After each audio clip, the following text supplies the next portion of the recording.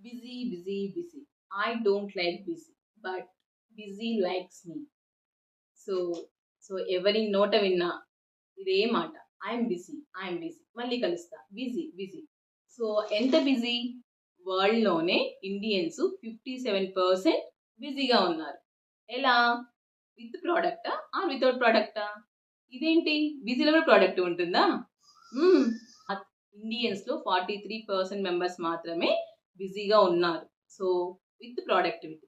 But 57% members మాత్రం just బిజీగా ఉన్నట్టు యాక్ట్ చేస్తున్నారు లేదా ఫీల్ అవుతున్నారు అంతే. ఇందులో United states and south Korea వాళ్ళు మాత్రం 76% నిజంగానే బిజీగా ఉన్నారు. అంటే ఏంటి? ఓకే.